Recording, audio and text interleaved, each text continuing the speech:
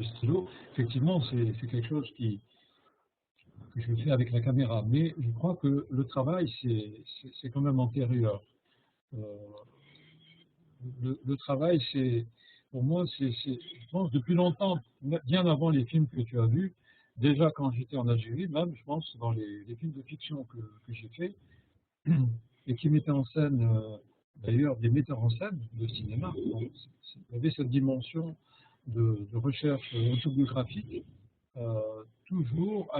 Cette dimension a toujours été la dimension, je pense, principale de tout le cinéma que j'ai fait.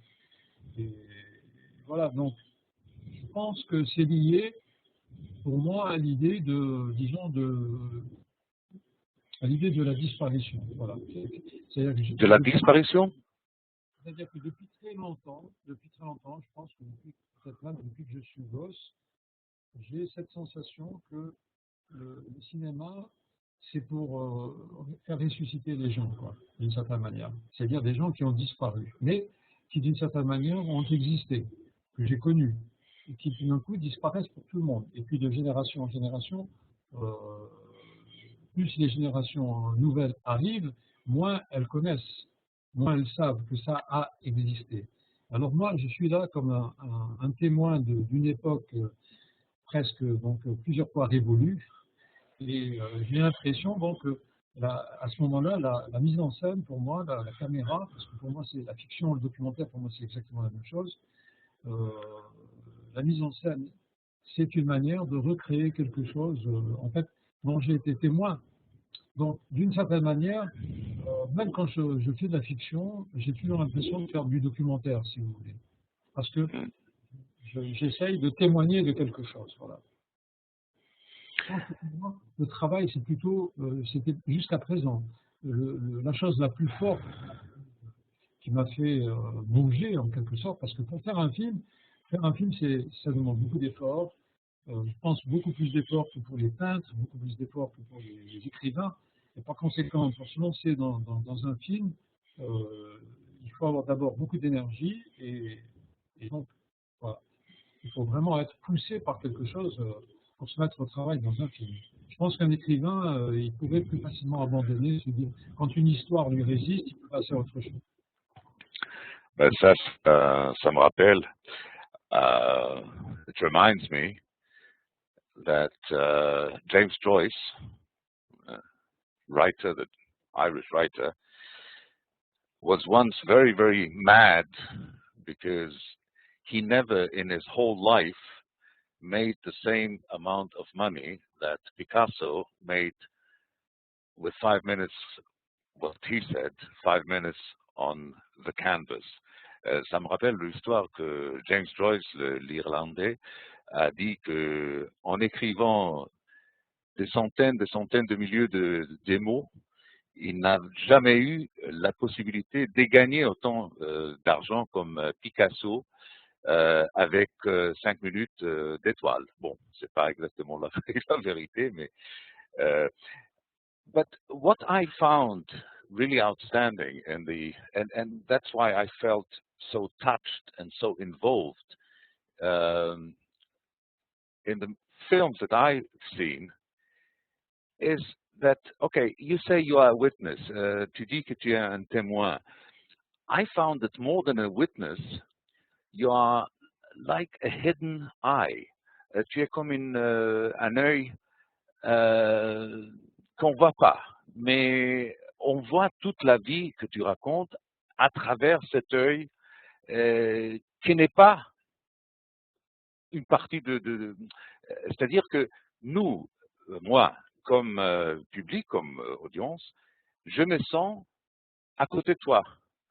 Et je me sens à côté de toi et je vois toutes les choses qui arrivent en pensant pourquoi est-ce que tu as cette patience. Par exemple, si on parle de Algérie, histoire de ne pas dire, il y a cette patience incroyable et cette admiration, je crois, pour Henri, non? Et la patience que tu donnes, tu laisses à cet homme qui a, je crois qu'il avait 83 ans. I'm talking about the film that you did coming back to Alger with Henry, and there was so much admiration.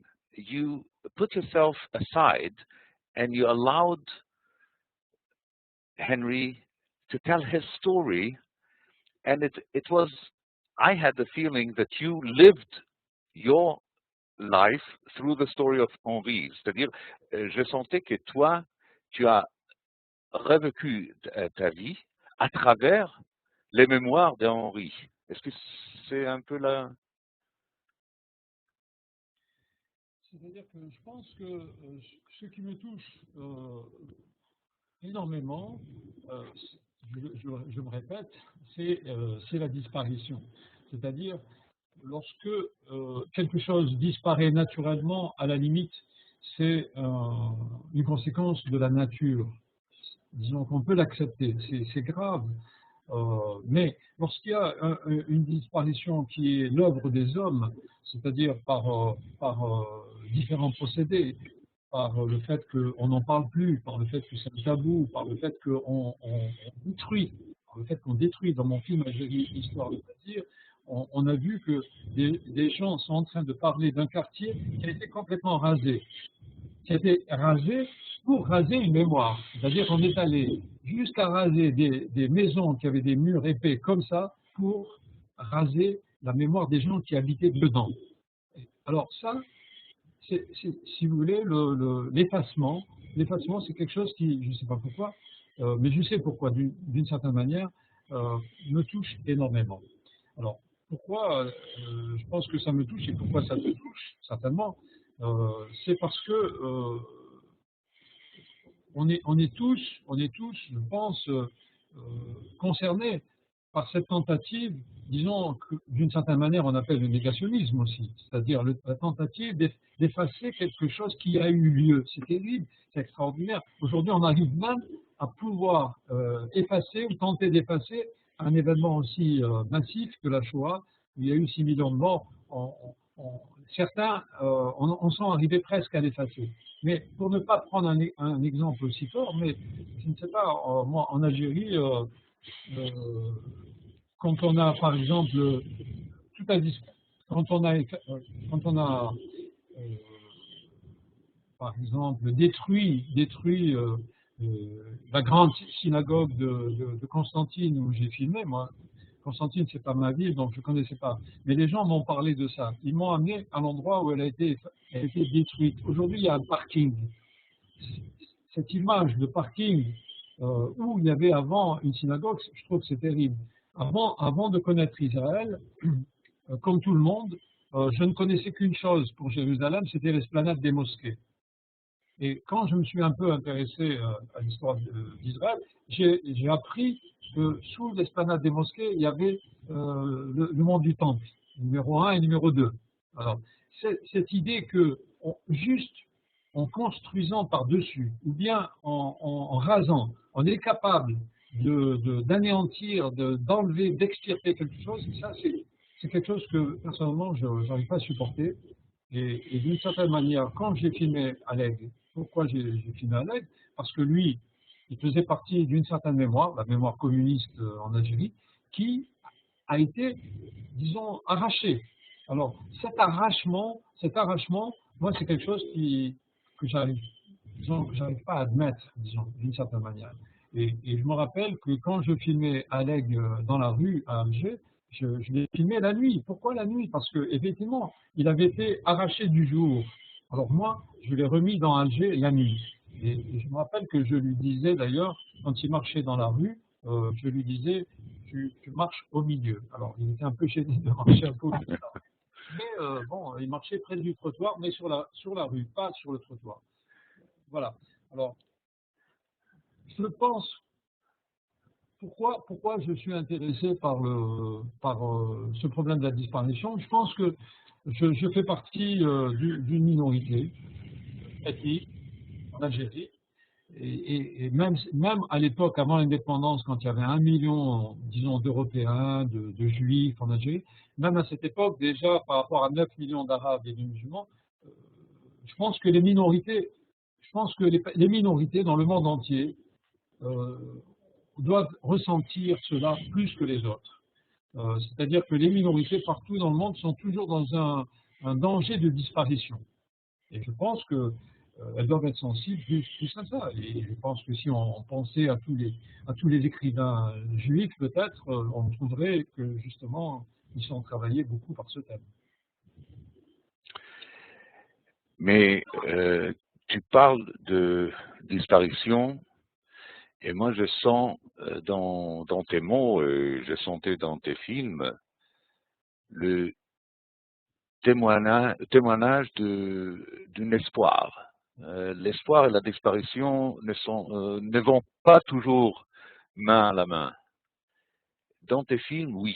Dans tes films, il y a un espoir, même pour l'Algérie, parce qu'il y a beaucoup d'Algériens qu'on trouve par la rue qui parlent avec une espèce d'un espoir pas très bien marqué parce qu'ils n'ont pas le courage. Et comme il y avait l'ami de Henri là qui est mort jusqu'après que vous l'avez filmé, je ne me rappelle plus le nom, voilà. Ça, il y avait une espèce d'espoir que cet homme-là a revu une vie qu'il a presque perdue et il y a une petite fenêtre d'espoir qui était ouverte à travers toi, parce que à la fin c'était toi qui a amené Henri en Algérie, dans tous les endroits qui pour lui étaient voilà. Par exemple, est-ce que tu penses que c'est important que Henri est communiste ou juif? Si, bien sûr, je pense, parce que dans les deux catégories, il fait partie des minorités, en tant que communiste et en tant que juif. Mais je pense que l'identité première, si on peut dire, bon, j'ai compris au fur et à mesure de mon propre parcours que l'identité première, c'est liée à l'imaginaire religieux et aussi à l'univers ethnique, est très important dans l'histoire d'un homme. Contrairement d'ailleurs à la pensée communiste classique qui considère que dans l'identité, la partie, disons, la partie de l'homme qui travaille, le travail est fondamental pour déterminer l'identité de l'homme. J'ai pensé ça aussi quelques décennies plus tôt, mais depuis très longtemps, je pense que depuis bien 25 ans, 30 ans peut-être, je suis né en 1947. Je pense que j'ai compris que cette identité était fondamentale. Donc, par exemple, pour prendre Henri Alleg, tout le monde, lui, il a écrit la question. Il a écrit la question c'est le récit de torture qu'il a subi. Mais moi, quand j'ai commencé le film, je lui ai tout de suite dit, c'est pas la torture qui m'intéresse. Moi, ce qui m'intéressait de comprendre, c'était pourquoi Henri Alleg avait résisté à la torture. Parce que je pense qu'on ne peut pas résister à la torture, sauf quand on a l'idée d'accepter de mourir. Sinon, si on veut absolument vivre, on ne peut pas résister à la torture, c'est impossible. Alors, je me suis demandé, parce que lui, il a résisté à la torture, je me suis dit, il était prêt à mourir, et je me suis demandé pourquoi il était prêt à mourir. Alors, lui, son histoire en Algérie commence quand il arrive en Algérie à 19 ans. Mais moi, ce qui m'intéressait, c'était tout ce qui venait avant. Alors, il m'avait expliqué qu'il était né en Angleterre, que ses parents étaient nés en Angleterre, mais que ses grands-parents venaient de Pologne, comme par hasard, et de Russie, et qu'ils étaient juifs. Et de tout ça, il n'en avait jamais parlé. Il avait parlé du communisme, il avait parlé de l'histoire de l'Algérie, de l'indépendance, du FLN, des communistes. Il n'avait jamais parlé de son histoire personnelle. Et pour moi, je me suis dit que son histoire avec l'Algérie, il arrive en Algérie et alors qu'il voulait faire le tour du monde, il reste en Algérie. Tout de suite, il est adopté en quelque sorte par les communistes algériens, les communistes arabes et européens. Il l'adopte. Je me suis dit que finalement, il était comme orphelin, quoi. Il avait une histoire orpheline, il avait été coupé de toute sa famille du passé. Et je pense que quand il a résisté à la torture, en fait, c'était pour être, disons, comme une sorte de dette. Il fallait qu'il soit à la hauteur, en quelque sorte, des gens qu'il avait adoptés. Donc, ça avait un lien avec l'adoption. D'ailleurs, il dit qu'il a voulu être marin. Il dit qu'il a voulu être marin. Alors moi, j'ai fait un film sur les enfants abandonnés, quand j'avais parlé avec ces jeunes, tout le monde voulait devenir marin. Et dans le film, on le voit d'ailleurs quand il est dans l'imprimerie de son journal, là, comme ça, et il dit lui-même que ça lui fait penser à un bateau. Donc, il y a cette histoire disons, l'histoire de l'abandon, l'histoire de cette généalogie complètement effilochée qui parle et avant la Pologne et la Russie, lui, en vérité, s'appelle Oleg, mais s'appelle Salem, et il m'avait dit que les Salem venaient d'Espagne. Donc, c'est des Juifs qui ont été chassés d'Espagne par Isabelle la Catholique, au lieu d'aller. Il y a quelque chose avec ton micro, parce que j'ai pas. Oui, oui, maintenant c'est mieux.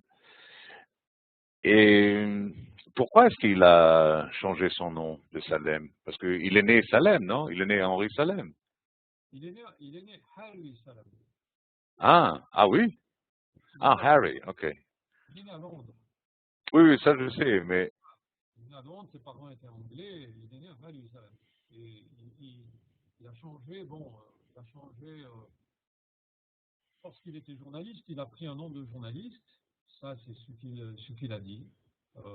Il était un des rares, d'ailleurs, à ma connaissance, un des rares journalistes à Alger républicain où il travaillait à avoir changé son nom. Mais c'était un nom de journaliste. Aleg, c'est un nom qu'on trouve chez des musulmans en Algérie, et on trouve Aleg. ah bon? Ah, je savais pas. On peut dire que c'est un nom arabe.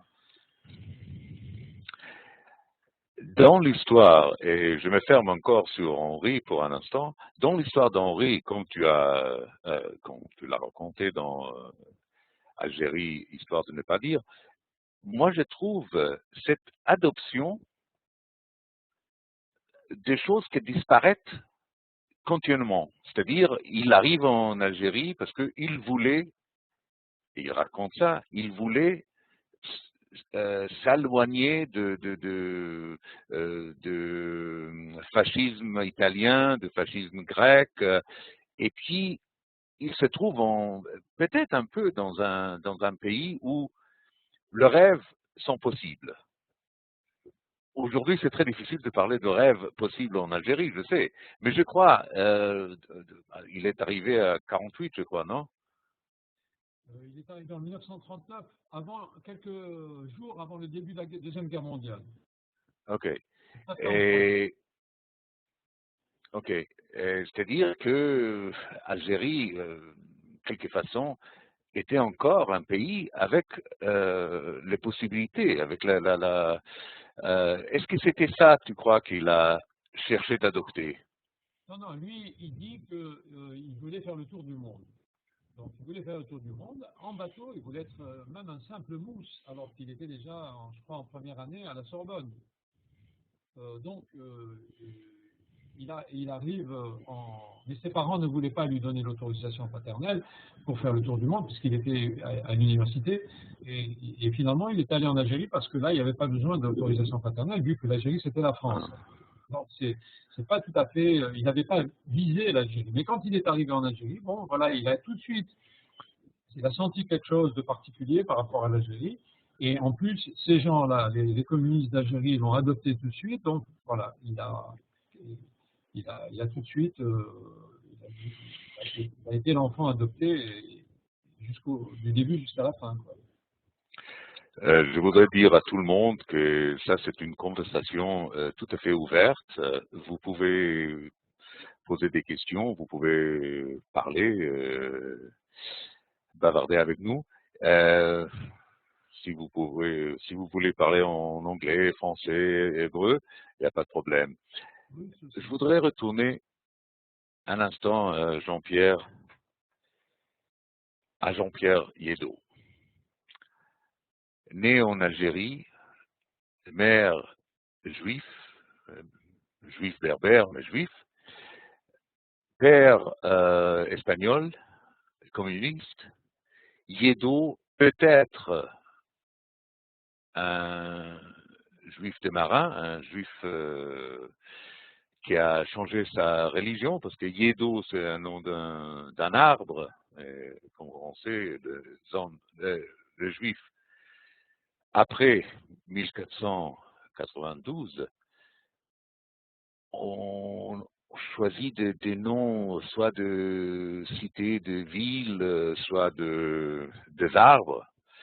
Et jusqu'à aujourd'hui, quand on sont de gens avec les noms, et qui sont chrétiens, mais qui ont des noms de villes ou des arbres, on dit, c'est fort possible qu'ils sont hébreux. Toi aussi, tu as fait un peu le chemin d'un communiste. Tu étais allé en Russie pour étudier. Aujourd'hui, qui est Jean-Pierre Yeddo? D'abord, je suis allé à Moscou, pas pour suivre le chemin d'un communiste, parce que je devais aller une année auparavant à l'école de Prague. Okay. J'ai reçu une bourse, parce qu'à l'époque, en 1968, lorsque je devais aller, le cinéma tchécoslovaque était quasiment la nouvelle vague la plus belle, en quelque sorte, la plus dynamique en tout cas, de cette époque. C'était, il y avait des très grands films qui ont été faits, entre autres par Milos Forman, mais il y en avait beaucoup d'autres avec lui. Et en 1968, donc, il y a eu l'entrée du pacte de Varsovie à Prague, et donc j'ai annulé je ne suis plus allé là-bas, et j'ai essayé d'aller à ce moment-là dans une école. L'école du GIC à Moscou était quand même, au niveau du cinéma, en dehors des problèmes idéologiques, était quand même une école assez réputée. Elle avait été fondée par Eisenstein, et il y avait encore pas mal de profs. Mon prof d'ailleurs, c'était Mikhail Ilyich Rom. C'était le prof qui a formé Konchalovsky, qui a formé Tarkovsky. Donc, il avait une certaine dimension d'ailleurs. Ce prof particulièrement d'ailleurs. Voilà.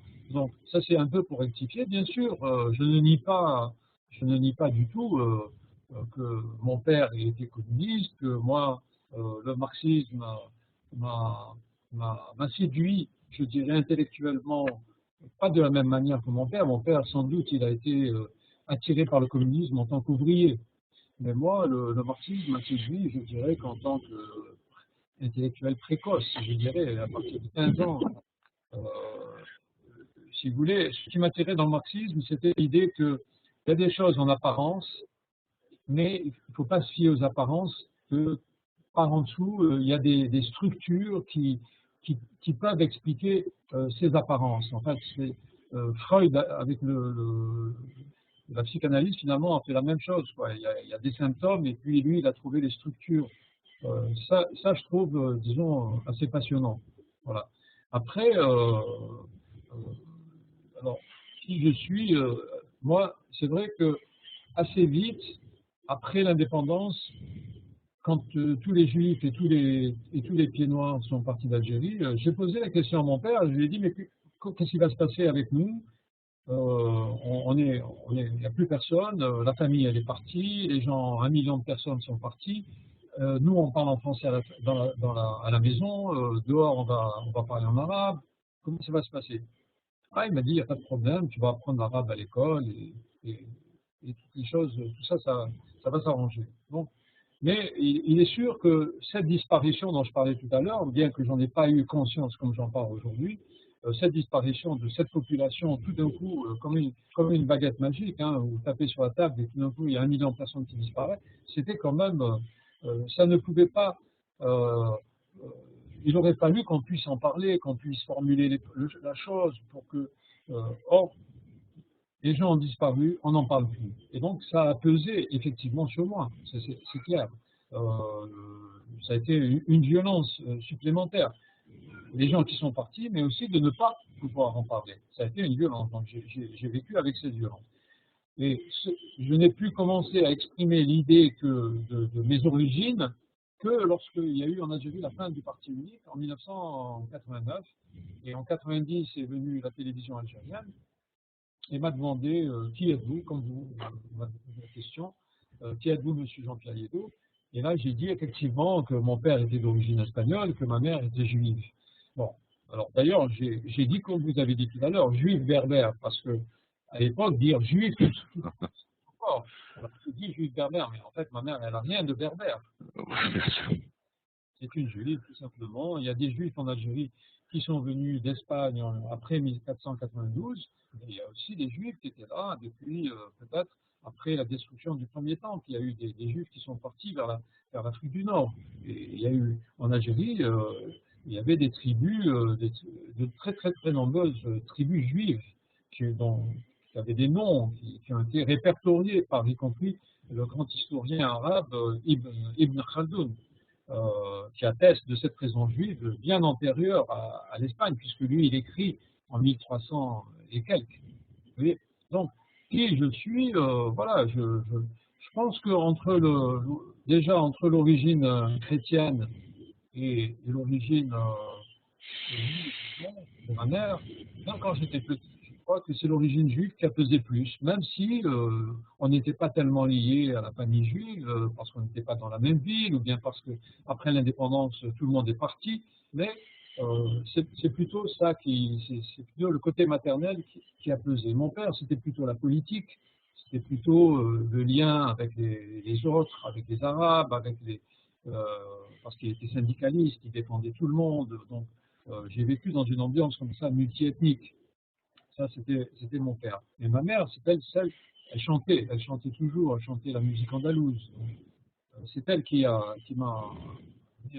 Alors, ça, c'était une partie de moi, si vous voulez, que pendant longtemps, j'ai complètement mis de côté. Parce qu'en fait, je ne pouvais pas, franchement, en parler, quoi.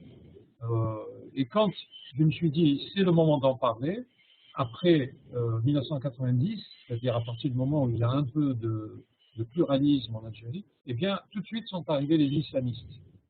Et évidemment, avec les islamistes, il n'était même plus question de parler de tout ça, on revenait encore bien en arrière, même plus en arrière qu'avec le FLN.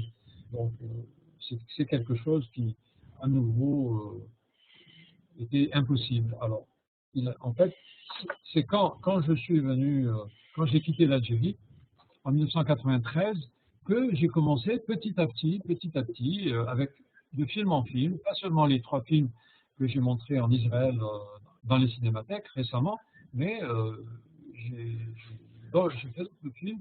Petit à petit, j'ai commencé à récupérer, si je puis dire, des mémoires, des brins de ma mémoire, qui étaient des brins de ma mémoire personnelle, quoi. Voilà. Donc, aujourd'hui, qui je suis, pendant longtemps, je tenais absolument à être algérien.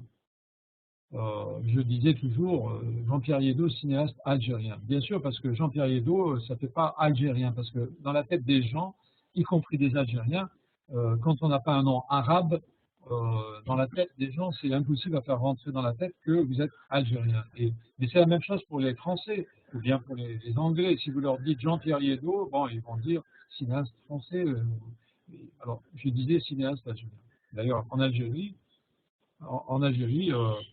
quand il est arrivé l'expérience où j'étais avec des amis, il arrive quelqu'un qui ne me connaît pas, et quand on me présente, alors on dit Jean-Pierre Liédot, et on dit c'est un cinéaste algérien, et comme c'est pas suffisant parce que Jean-Pierre Liédot, alors on me tape sur l'épaule et on me dit il est plus algérien que nous, en parlant de moi. Voilà.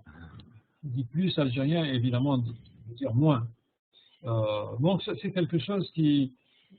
Mais je tenais à ça, j'ai tenu à ça, y compris lorsque j'ai quitté l'Algérie.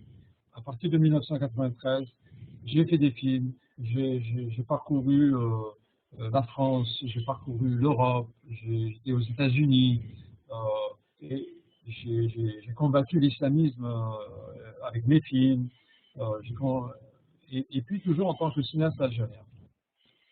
Jusque petit à petit, de film en film, j'ai été amené à m'interroger sur la question de savoir pourquoi les Juifs et les Pieds Noirs avaient quitté l'Algérie. Question qui est venue, que j'ai pu traiter finalement dans un film seulement en filmant entre 2005 et 2006, et le film est sorti en 2007. Mais il a été interdit tout de suite en Algérie. Et c'est en faisant ce film que pour la première fois j'ai pris conscience que la guerre d'indépendance que mon père avait soutenue en tant que communiste, que moi j'ai soutenue par la suite, même si j'étais pas en Algérie, j'étais petit quand il y a eu la guerre, mais après l'indépendance, j'ai soutenu intellectuellement, si vous voulez, la guerre d'indépendance, mais je n'avais jamais eu conscience que cette guerre avait été faite par ceux qui l'ont dirigée, c'est-à-dire les nationalistes arabes, avec l'idée de faire partir les Juifs et les Européens. Alors quand je me suis aperçu de ça, franchement, ça m'a ébranlé. Alors, il y en a qui se disent il lui a fallu du temps pour que je m'ébranle, si vous voulez, c'est vrai, mais là, ça m'a vraiment ébranlé et je me suis dit, bon, après j'ai vu aussi que le film avait été censuré en Algérie, que les intellectuels algériens ne m'avaient même pas soutenu contre la censure. Je ne leur demandais pas de soutenir le contenu du film, je leur demandais de... Alors, tout d'un coup, je me suis dit, il y a, je ne peux pas, c'était une illusion d'une certaine manière, que, à titre personnel, d'avoir osé penser que moi, parce que je m'appelle Jean-Pierre Liédo, et que j'allais rester en Algérie, j'allais changer le caractère, la mentalité de l'Algérie, du peuple jusqu'aux intellectuels, et en gros l'idée que l'Algérie c'est un pays arabe et musulman. Et en fait, du point de vue numérique, en dehors des berbères berbérophones qui, jusqu'à présent, n'arrivent pas à faire reconnaître leurs différences, il est évident que moi, en tant qu'individu, avec quelques autres individus, on n'allait pas pouvoir changer ces choses-là. Donc, aujourd'hui, je ne dis plus que je suis un cinéaste algérien, même si j'ai encore la nationalité algérienne, mais je pense que à un moment donné, j'ai beaucoup valorisé, si vous voulez, l'idée qu'on est du pays où on est né, si vous voulez, parce que c'est vrai que l'enfance est importante. L'enfance, moi, je l'ai vécue dans une Algérie qui n'était plus l'Algérie dans laquelle j'ai vécu par la suite après l'indépendance. Bon, euh, je crois que après, une fois que j'ai fait un peu le deuil de l'Algérie, je me suis dit, je suis du pays où je peux penser librement. Voilà, ça, j'ai tout dit ça. Et du coup, je me disais, bon, voilà, je suis en France, je peux penser plus ou moins librement.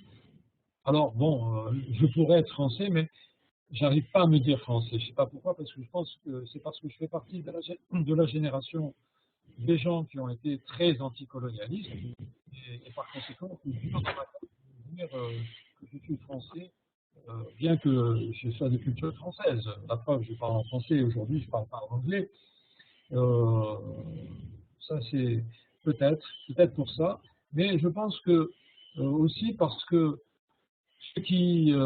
maintenant, j'aurais tendance à me dire que ce qui est important, c'est d'être aussi dans un milieu, dans une ambiance, avec des gens avec lesquels il y a une familiarité peut-être, voilà, de culture. Alors, est-ce que c'est Israël? J'en sais rien, on verra. Je pense beaucoup à ce que tu as dit au début sur l'effet de disparition. Et tu as parlé de la disparition autant de la minorité qui est disparue. Parce que, bon, disons que les millions des Juifs et des Pieds Noirs qui sont partis, et puis après, je crois qu'il y avait encore 100 000, 150 000 qui sont partis petit à petit jusqu'à 1995. Moi, personnellement, je trouve que Israël, le judaïsme, est toujours une nationalité sans nation, une nationalité de minorité. Et nous sommes en Israël avec la sensation que nous sommes très très forts, mais c'est pas vrai. Nous sommes une minorité dans une bassine qui est tout à fait arabe, qui est tout à fait avec une culture avec laquelle on a très peu à avoir. Et puis, en plus, si on parle en Algérie, par exemple, les Kabyles en Algérie, est-ce qu'ils existent encore? Et s'ils existent, est-ce qu'ils sont identifiés comme des Kabyles? Des, on connaît tous les catastrophes qui sont arrivées aux Kabyles. Est-ce que c'est cette sensation de disparition d'une minorité qui ne doit pas disparaître, qui peut-être a une espèce de, je voulais dire, une fascination pour toi? Parce que tu es né dans un pays où tu étais la minorité, même que je crois que jusqu'à 54, c'était pas très fort l'idée de la minorité. Je crois euh, ça commençait avec la FIS et le FLN un peu plus tard, non? Il y avait vraiment. De toute manière, même avant l'indépendance, c'est-à-dire quand il y a encore en Non, Algérie, je parle de le 54, non? 54, c'est le début de la guerre, Ouais, l'indépendance. Et ouais. là, il y a encore 1 million de pieds noirs et de juifs. Oui, mais avant ça, avant le 54, les Juifs, les Kabyles, les Chouaïs, les chrétiens, les Arabes, ils ont vécu ensemble, non? Oui, c'est-à-dire, oui, bien sûr, mais ils ont vécu ensemble, mais dans le cadre d'un système qui était le système français. Alors, Oui, oui, oui. c'est-à-dire que euh,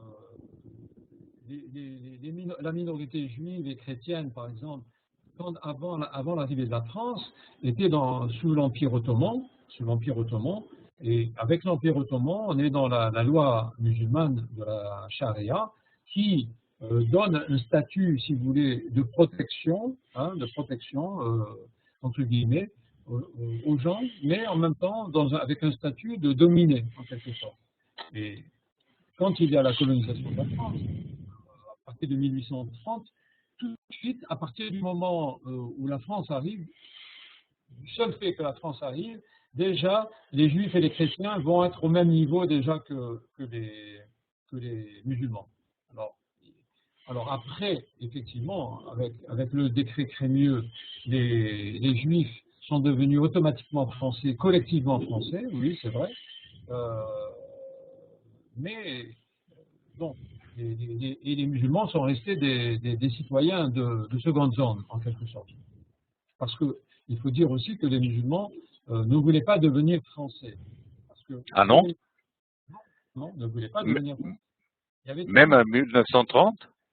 Ah oui, bien sûr, surtout à partir de 1930. C'est-à-dire que le mouvement nationaliste en Algérie commence dans les années 20. Les années 20 et les années 30 surtout. Et à partir du moment, et le mouvement nationaliste et le mouvement religieux musulman ont fait une propagande extraordinaire pour dire si vous devenez français, vous allez en fait être des apostats. C'est-à-dire, c'est comme si en devenant français, vous abandonniez la religion musulmane. Vous comprenez? Bon. Bon. À partir de ce moment-là, il y avait même une expression qui est bien connue en Algérie. C'est que on disait, quand il y avait un homme qui devenait français, on disait il est mtourni.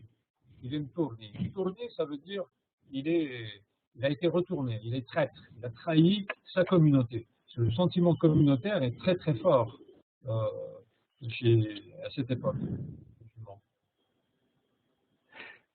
Moi, j'ai toujours beaucoup de difficultés de comprendre vraiment euh, le fanatisme religieux, soit musulman, chrétien, juif, je ne le comprends pas. Disons que d'abord, euh, tous les amis que j'ai eus à Paris, les amis tunisiens, algériens, arabes, On n'a jamais pensé, ah, toi, tu es d'une religion que je déteste et tout ça. Mais pourquoi est-ce qu'il n'y a pas eu des, si je puis dire, des intellectuels laïcs en Algérie qui ont tenu le discours de la liberté de l'intellectuel, de la liberté de penser? Où sont les intellectuels algériens? Et je dis algériens pour ne pas dire algérien musulman, algérien, c'est pas ça. Aujourd'hui, ce que je connais moi, d'intellectuels algériens, ils ne sont pas en Alger, ils sont dehors. Qu'est-ce qu'il y a aujourd'hui comme vie intellectuelle en Algérie? C'est-à-dire qu'effectivement, en Algérie, il y a toujours eu quelques intellectuels qui ont essayé disons, de défendre les valeurs de la liberté d'expression, de défendre l'idée disons, du particularisme berbère, de la reconnaissance du particularisme berbère dans la langue, dans la culture, etc. Mais ces mêmes intellectuels-là, qui ont posé ces problèmes de la liberté d'expression et du particularisme berbère, ont toujours été incapables, en Algérie, de poser le problème de la disparition des Juifs et des pieds noirs. C'est-à-dire que tout de suite, ils se sont ralliés à l'idée dominante des politiques du nationalisme qui disait que les pieds noirs et les Européens finalement sont partis parce que c'est les colons, parce que c'était tous des exploiteurs, etc. Je n'ai jamais vu aucun intellectuel algérien remettre en cause cela en dehors d'un seul. Le dernier grand écrivain que nous avons en Algérie, c'est Boualem Sansal. Mais en dehors de lui, franchement, je ne vois aucun qui n'ait posé cette question. Voilà. Alors, par rapport à l'islamisme, étant donné que les islamistes ont effectivement menacé tous les intellectuels algériens, et qui les ont tués. Donc là, il y a eu une opposition. Mais toujours, depuis, si vous voulez, que le terrorisme islamiste a été vaincu militairement, on ne voit plus l'intelligentsia monter au créneau. Par exemple, en Afrique du Sud, après l'apartheid, il y a eu quand même une manière de juger les gens qui avaient fait l'apartheid. Et en Algérie, quand il y a eu la fin du terrorisme armé islamiste, le président de la République a proposé une réconciliation nationale et on n'a pas vu des intellectuels algériens se lever comme un seul homme pour dire non et pour dire que les bourreaux devaient être, disons, au moins jugés. On peut admettre. Moi, je suis contre la condamnation à mort, je suis contre la peine de mort, mais le fait que les bourreaux aient à rendre des comptes devant ceux qu'ils ont tués, qu'ils ont agressés, c'est absolument nécessaire, non seulement pour les victimes, mais je dirais même d'abord pour les bourreaux, pour la santé morale de ces bourreaux, qui vont faire des enfants, et les enfants vont faire d'autres enfants. Et moi, je crois beaucoup, puisqu'on parlait tout à l'heure de la mémoire, de la disparition, et je pense que bien que malgré toutes les tentatives pour arracher la mémoire aux gens, je pense qu'il y a toujours une petite partie, heureusement, c'est le côté optimiste dont tu parlais tout à l'heure, il reste toujours quelque chose qui se transmet d'une manière même inconsciente de génération en génération. Et c'est vrai qu'on voit aujourd'hui des jeunes Algériens qui savent malgré tout qu'il y a eu des pieds noirs et des juifs dans ce pays et qui sont attirés justement par l'idée qu'on leur a caché ça. Et ça évoque chez eux une curiosité, si vous voulez. Alors là, je vois une nouvelle participante, je ne sais pas si elle peut parler, Michel Taïeb. Bonsoir Michel. Mais Léa a disparu là, je ne sais pas ce qui se passe. Non, elle est là. Elle est là, je ne sais pas. Vous avez un micro? Michel, est-ce que vous avez un micro? Ah voilà. Michel, bonsoir. Je ne sais pas, vous attendez? Vous m'attendez, Michel? Ah, je ne sais pas. Oui, je vois que je crois qu'on a un problème avec le son, Michel. On a un petit problème avec le son. Ok.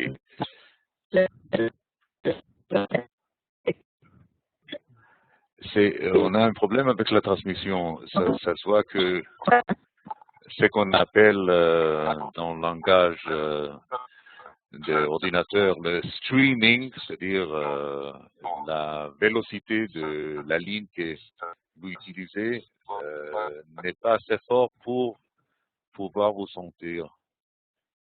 On vous voit, mais la voix, on ne la sent pas. Est-ce que Michel nous entend? Comment? Toi, tu attends? Est-ce que Michel nous entend? Je ne sais pas. Est-ce que vous attendez?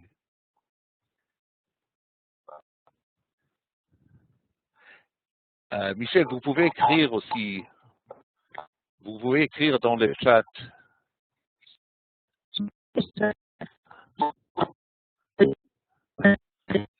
Est-ce que vous voyez le chat?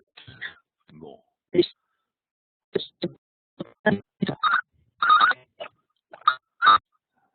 Bon. Je ne sais pas. Il y a beaucoup. Voilà. OK.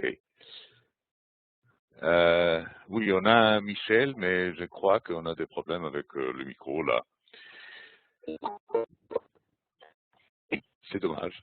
Je voudrais, ce point-là, ouvrir un peu la conversation et je suis sûr que Aaron, Bernice, Léa, Michel, je crois que Agit n'est plus que nous. Je suis sûr que vous avez des choses à ajouter, à demander peut-être. On a des problèmes de son avec Michel, je ne sais pas pourquoi. Est-ce que vous attendez, Michel? Non, je ne sais pas. Bon. Jean-Pierre, après qu'on a parlé beaucoup du passé et de la mémoire, de la disparition, de l'optimisme,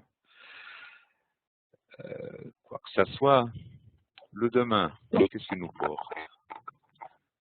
L'avenir, qu'est-ce qui nous porte?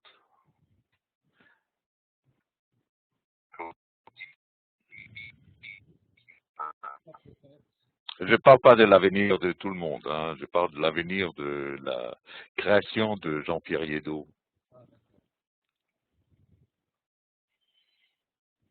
En fait, j'aimerais en fait continuer mon travail, quoi. Le travail que j'ai fait, il était lié à une recherche, le travail cinématographique était lié à une recherche personnelle, à une reconquête en quelque sorte de mémoire.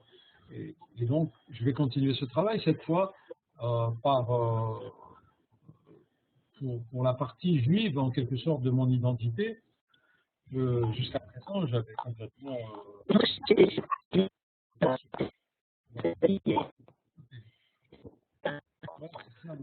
Il y a Michel qui essaye de parler, mais on voit pas trop ses lèvres bouger. je ne sais pas pourquoi, mais Michel a essayé de parler et il y a des problèmes avec son micro, je ne sais pas quoi.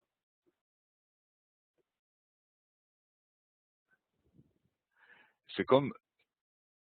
Non, on ne comprend rien. Attendez. Très mal tout à l'heure, je disais que j'ai suivi une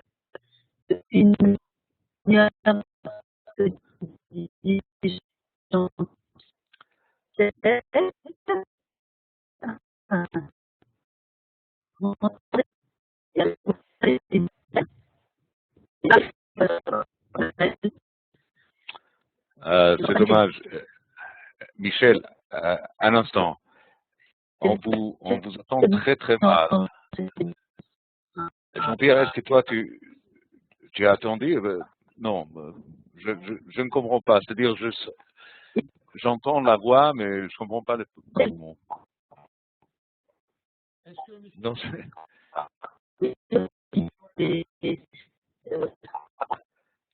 Jean-Pierre, il faut que tu...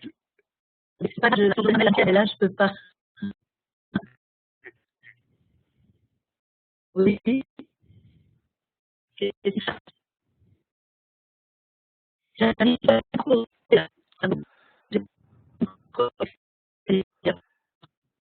Ben, c'est dommage, mais Michel, on n'a pas entendu là. Au début, on entend un mot au début.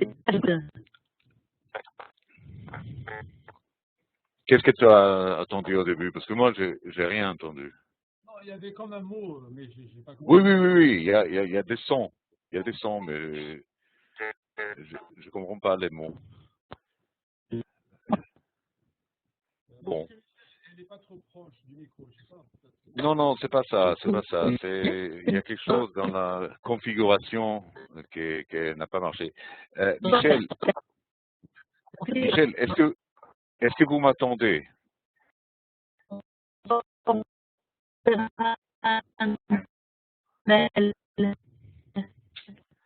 Non, Michel, ce qu'on va faire, c'est après ce soir, si vous me donnez votre numéro de téléphone, on va essayer de configurer l'équipage que vous avez, l'ordinateur, le micro, la caméra, dans une façon qu'on peut vous comprendre. Parce que comme ça, c'est-à-dire, je vois que vous parlez, mais j'entends rien.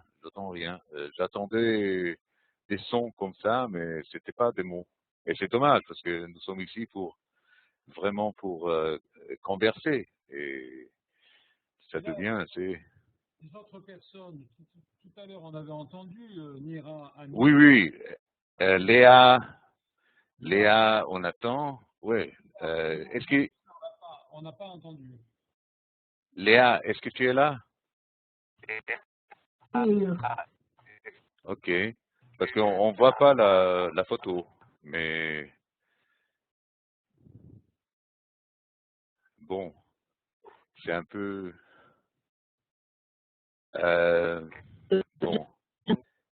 Bon, on va essayer.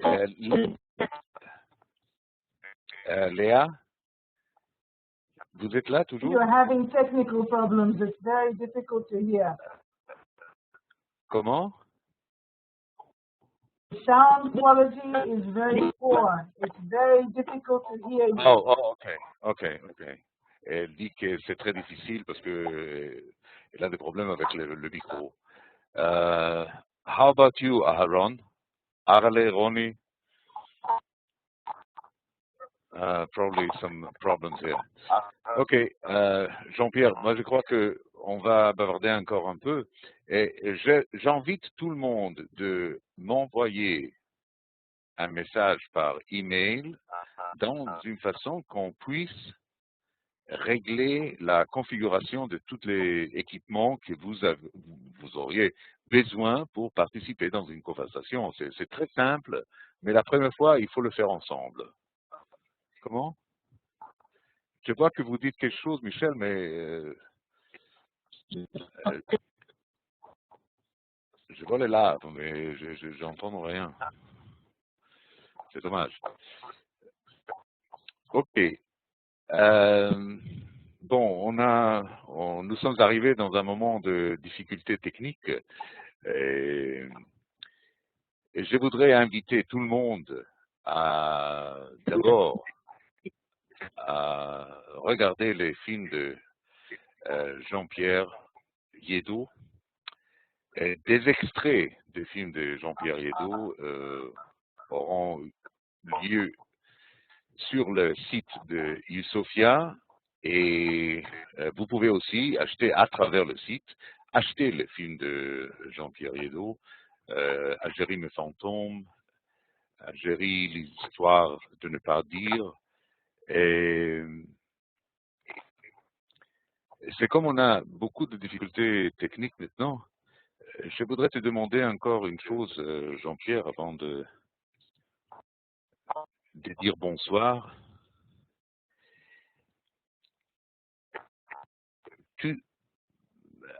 À travers les choses que nous nous sommes dit, toi et moi, dernièrement, moi je sens une grande attraction en toi. Je ne sais pas si c'est vers le judaïsme, l'effet des Jean-Pierre Yeddo juifs, ou bien vers Israël. Je ne sais pas. C'est une question que je te fais. Est-ce que Jean-Pierre Yeddo, algérien, français, juif, chrétien et tout le reste, a un rêve d'un avenir israélien ou juif ou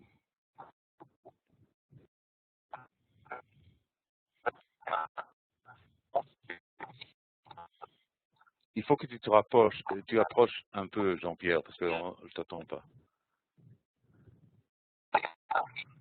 C'est limité aussi par le degré de connaissance que j'ai aujourd'hui, puisque réellement je ne me suis intéressé à l'histoire du judaïsme et d'Israël que récemment, il y a à peine 2 ans. Il y a 2 ans, je savais absolument presque rien, c'est-à-dire j'étais au niveau mondial de la connaissance. Alors, aujourd'hui, je dirais que pour moi, Israël, tel que je le perçois, est vraiment quelque chose, un ensemble qui est lié à l'histoire juive, à l'histoire des Juifs, l'histoire millénaire des Juifs. C'est vraiment un pays, sans doute, c'est le seul pays qui est lié à une histoire aussi ancienne, d'une manière aussi vivante.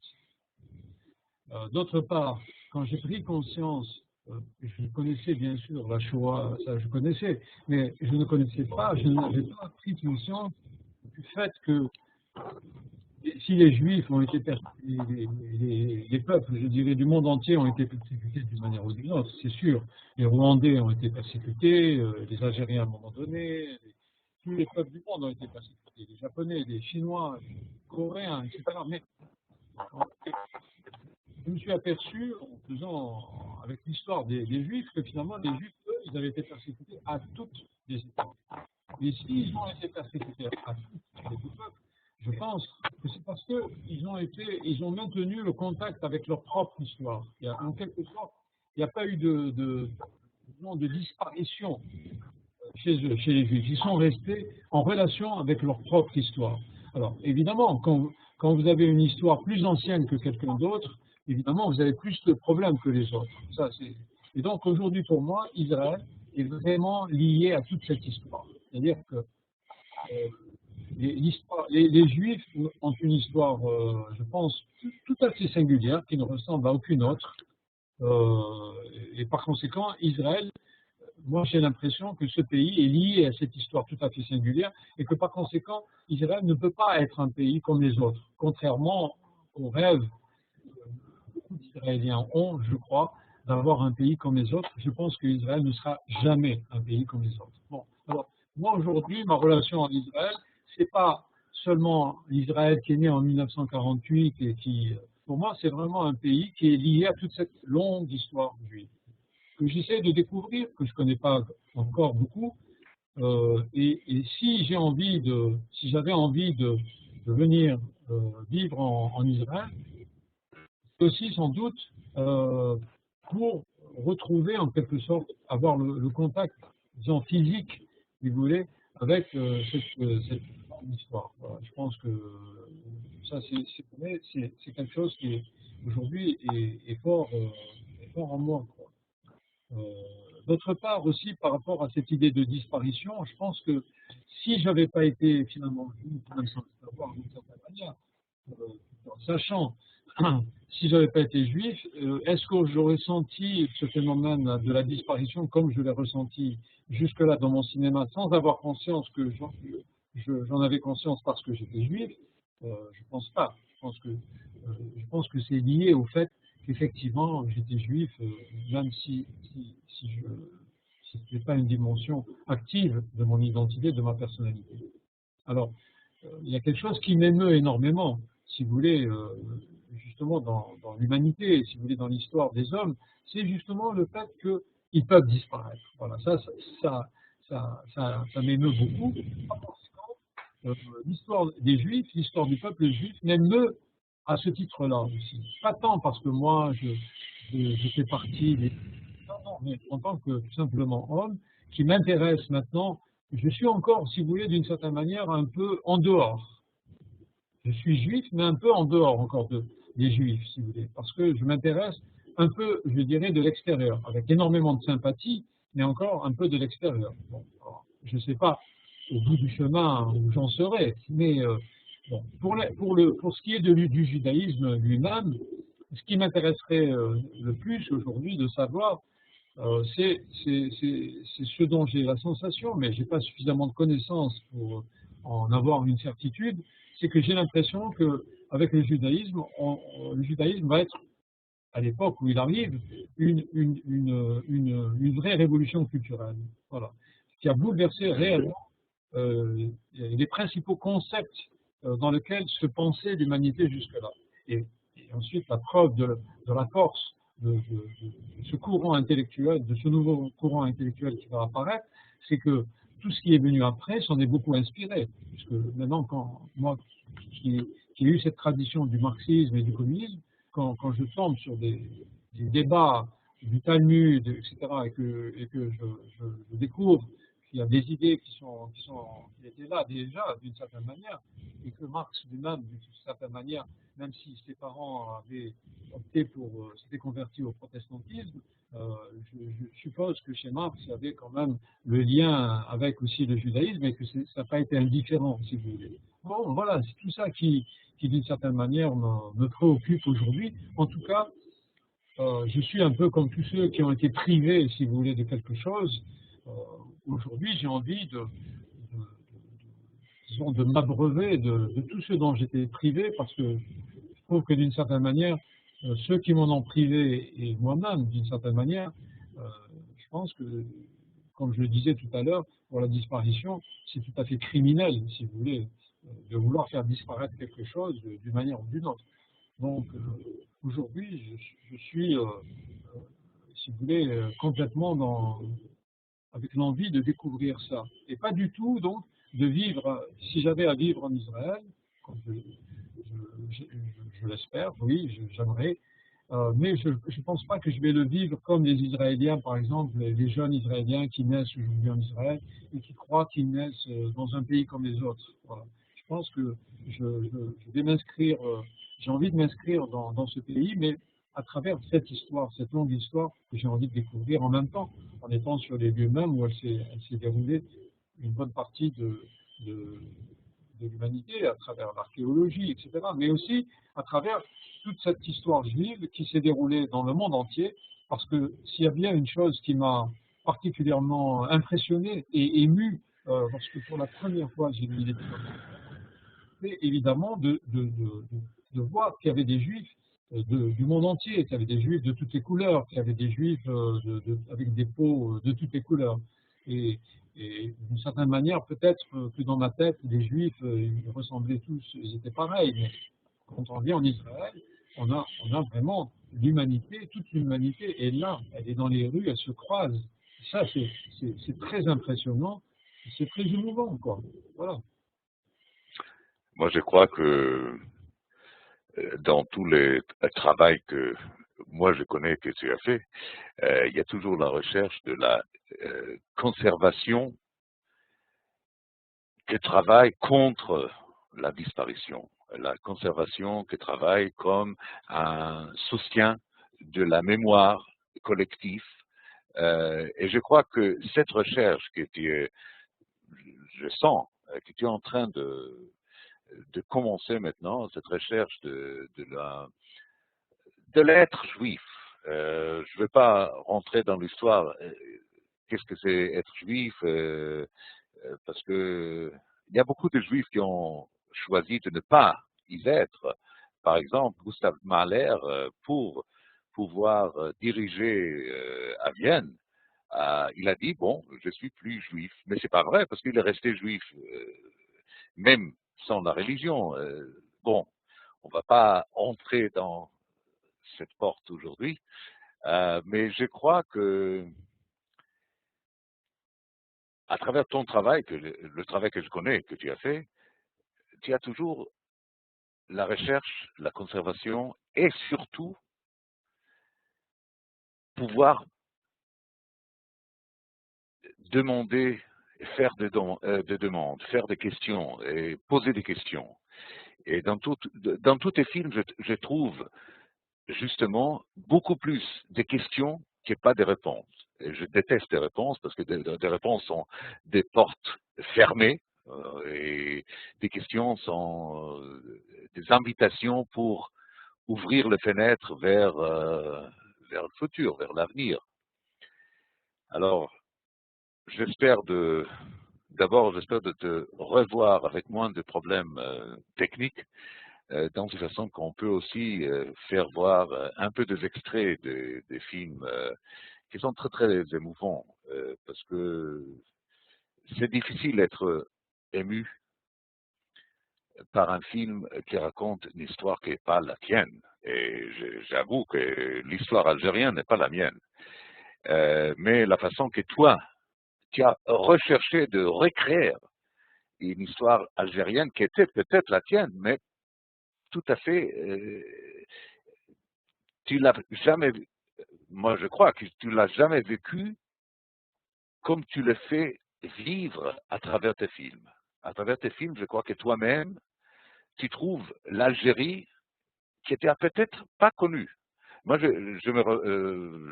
c'est dommage qu'on ne peut pas faire voir aujourd'hui pour des problèmes techniques. Dans Algérie, l'histoire de ne pas dire, il y a dans la rue Meyer, quand tu arrives là avec ton ex-ami, ex-copain, je ne sais pas, ce monsieur grand avec les cheveux blancs, et il y avait cette dame qui ne parlait pas français. J'ai compris aussi que toi, ton arabe n'est pas très fort, mais il y avait ce point de contact quand elle a commencé de parler de ta mère. Elle a parlé de ta mère comme une personne vivante. C'est-à-dire, c'était pas l'idée, la mère. Elle a vu, elle a dit, elle était un peu grosse. Non. Et ça, je crois que pour moi, c'était très émouvant. C'était une vérité d'un homme, pas seulement liée à la géographie ou à la nationalité ou à l'idée du communisme. Je vais te dire une petite chose. Des personnes comme Henri Alleg en Israël, il y en a très peu. Le vrai combattant, qui sont prêts à, comme tu as dit, sont prêts à mourir et pour des idées, pour la liberté. Et lui, il était prêt à mourir pas pour sa patrie, sa nation. Il était pas du tout algérien. C'était l'idée de la liberté. En Israël, il y a très peu de gens qui ont cette grandeur d'esprit. Mais Moi, je ne sais pas si c'était pour la liberté d'une manière abstraite. Ce que j'essayais de dire tout à l'heure, c'est que pour moi, c'était lié plutôt à une dette personnelle qu'il avait vis-à-vis des gens qu'il avait adoptés quand il est arrivé en 1939, parce que d'une certaine manière, il se sentait orphelin. Et il était orphelin de quoi? Il était orphelin de toute cette histoire juive que lui-même n'arrivait pas à dire, parce que pour lui faire dire qu'il était juif dans le film, c'était pas facile. Et il ne le dit dans le film qu'à travers une fois, à travers une anecdote. Et quand j'ai commencé le film, lui, et plus que lui, peut-être ses amis communistes qui font partie du film, ont eu quelques-uns d'entre eux une sorte de résistance par rapport au fait de se laisser filmer, en me disant oui, mais nous, chez les communistes, l'identité, c'est pas ça qui est important, c'est le fait que on est des travailleurs, qu'on est unis à tous les travailleurs du monde, etc., que c'est l'internationalisme. Alors, moi, tout de suite, j'ai dit, non, moi, ce qui m'intéresse, c'est plutôt l'idée voilà, de fraternité. Et pourquoi malgré les systèmes idéologiques qui ont tendance, les systèmes de pensée, ou les systèmes, si vous voulez, religieux aussi, qui ont tendance, évidemment, à faire des entités qui sont imperméables les unes aux autres, malgré tout, il y a des gens, il y a des individus, il y a des gens qui font des ponts, en quelque sorte. Moi, à cette époque-là, ce qui m'intéressait beaucoup, c'était de filmer des gens qui faisaient des ponts. Voilà. D'ailleurs, pendant longtemps, moi, on me disait de moi que j'étais un passeur. Voilà. Jusqu'au jour où on m'a dit qu'en langue hébreu, le mot passeur, c'est justement hébreu. Ça veut dire ça. Je pense que j'étais surdéterminé d'une certaine manière. Je pense que le fait, quand on parle tout à l'heure de la mémoire qui est transmise continuellement et de ma tentative pour récupérer toute cette mémoire, bon, je crois que c'est ça le travail. S'il y a bien un travail dans l'humanité qui a été fait dans ce sens, avec constance et permanence, et qui a fait que eux n'auront pas disparu contrairement à quantité de peuples, je pense que c'est vraiment les Juifs. C'est-à-dire que c'est les Juifs. Pourquoi ils n'ont pas disparu, les Juifs? Je pense qu'effectivement, parce qu'ils ont toujours transmis quelque chose.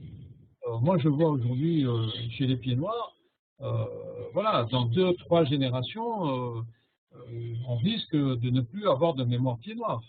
En tout cas, les Pieds Noirs, en tant que peuple, auront disparu. Ils se seront fondus dans différents peuples dans lesquels ils sont. Bon, il se trouve que les Juifs, aujourd'hui, sont toujours là. Et je pense que ça ne peut s'expliquer que par cette transmission de la mémoire qui fait d'eux des Juifs, voilà. Qui fait d'eux des passeurs. Voilà. Bon, je voudrais te remercier vraiment pour une soirée très, très, très intéressante. Et c'est très dommage qu'on a eu des problèmes techniques et qu'on évité la possibilité d'avoir vraiment une conversation ouverte avec tout le monde. Et j'espère de te revoir moins les problèmes techniques, c'est-à-dire avec les extraits de tes films, et de faire un petit chemin avec toi vers la création de tes nouvel exploit cinématographe, en recherchant toujours et en posant toujours des questions, dans une manière humaine. Et j'ai trouvé beaucoup de... la chose qui m'a vraiment ému dans tes films, c'est le côté humain, avec le côté penseur, pas passeur, penseur, le côté de l'intellectuel qui a les sentiments. C'est assez rare. Et j'ai trouvé ça, comment? Non, mais écoute, je veux bien admettre cette manière de... Oui, oui.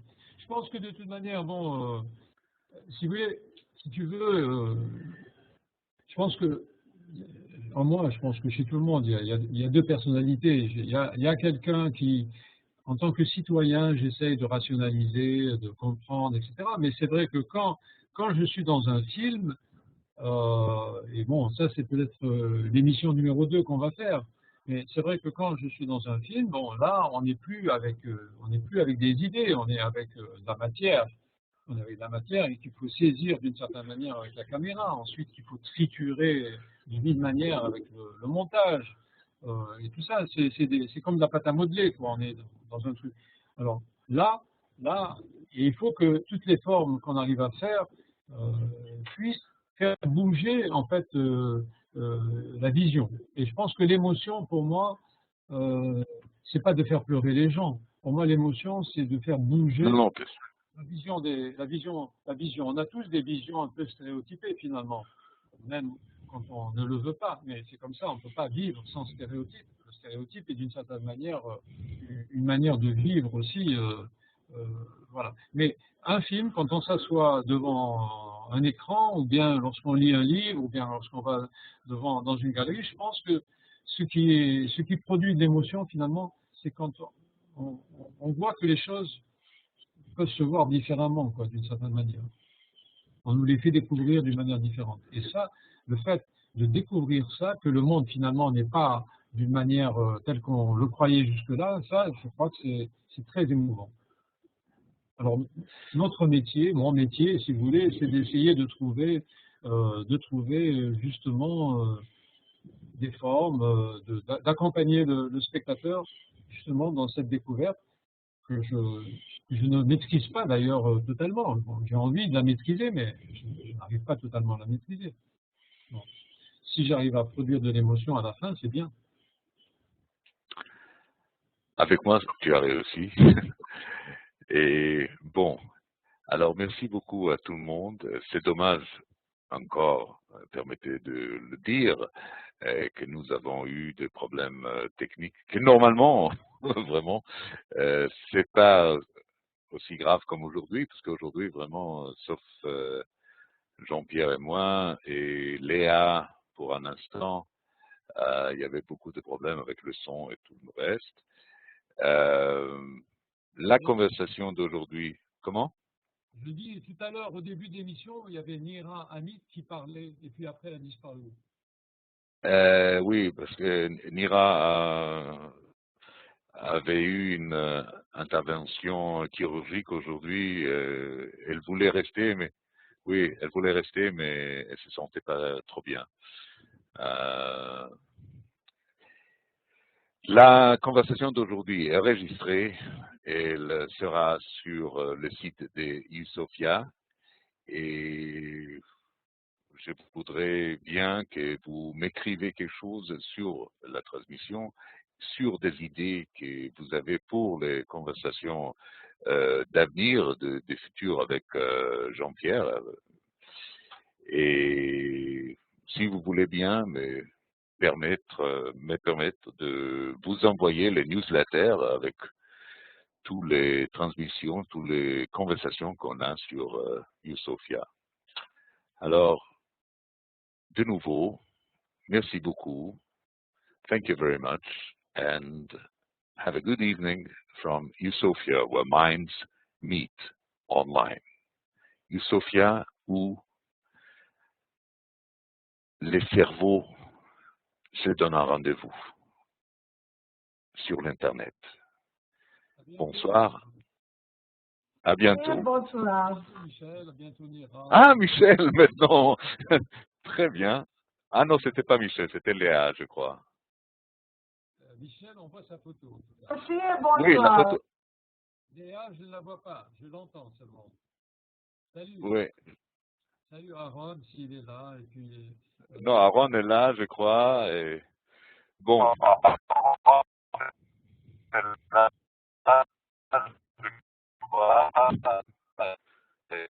C'est un grand sourire. Bon. Ah, je crois qu'on n'attend plus rien. La prochaine fois, comme ça, on a quelque chose à espérer. La prochaine fois, on n'aura pas de problème technique et on aura des voies de communication beaucoup plus claires. Bon, merci. Au revoir.